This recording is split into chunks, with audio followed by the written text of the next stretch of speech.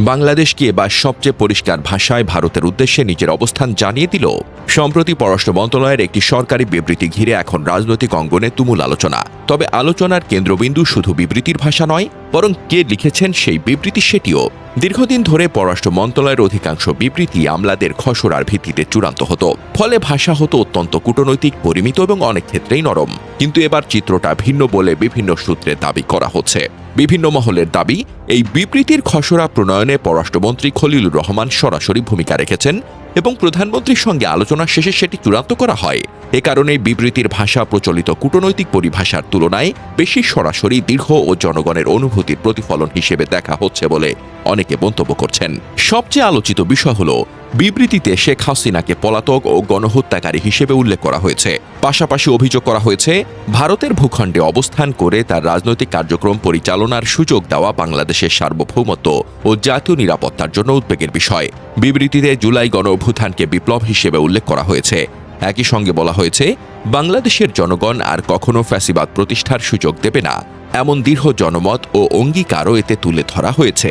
এছাড়া বিবৃতিতে এমন একটি বার্তা রয়েছে বলে বিশ্লেষকদের একাংশ মনে করছেন, যেখানে বাংলাদেশের ভবিষ্যৎ পররাষ্ট্রনীতিকে মাই কান্ট্রি ফার্স্ট নীতির আলোকে পরিচালনার ইঙ্গিত দেওয়া হয়েছে। অর্থাৎ কোনো পরাশক্তির প্রতি নতজানু না হয়ে জাতীয় স্বার্থ, সার্বভৌমত্ব ও মর্যাদাকেই সর্বোচ্চ অগ্রাধিকার দেওয়া হবে।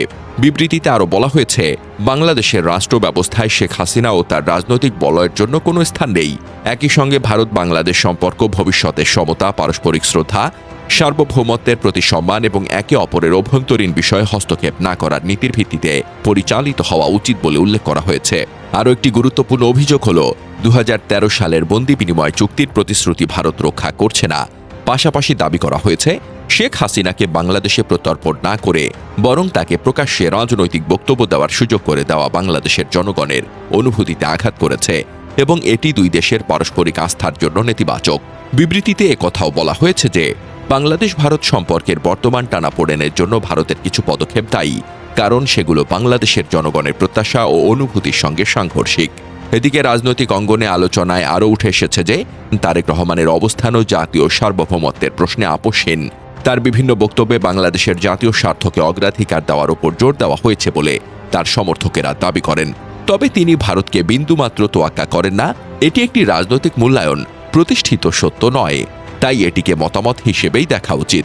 অনেক বিশ্লেষক ও রাজনৈতিক পর্যবেক্ষক মনে করছেন, সাম্প্রতিক এই বিবৃতি বাংলাদেশের কূটনৈতিক ভাষার ক্ষেত্রে একটি ব্যতিক্রমী উদাহরণ। তাদের মতে, অতীতের তুলনায় এতে অনেক বেশি স্পষ্ট, কঠোর ও অবস্থান নির্ভর ভাষা ব্যবহার করা হয়েছে। তবে এটি দেশের ইতিহাসে নজিরবিহীন কিনা সে বিষয়ে ভিন্ন মত রয়েছে। সার্বিকভাবে এই বিবৃতিকে ঘিরে যে বার্তাটি সবচেয়ে বেশি আলোচনায় এসেছে তা হল, বাংলাদেশ তার সার্বভৌমত্ব, জাতীয় মর্যাদা ও নিজস্ব স্বার্থকে অগ্রাধিকার দিয়ে পররাষ্ট্র নীতি পরিচালনার কথা জোরালোভাবে তুলে ধরেছে বলে অনেকেই মনে করছেন।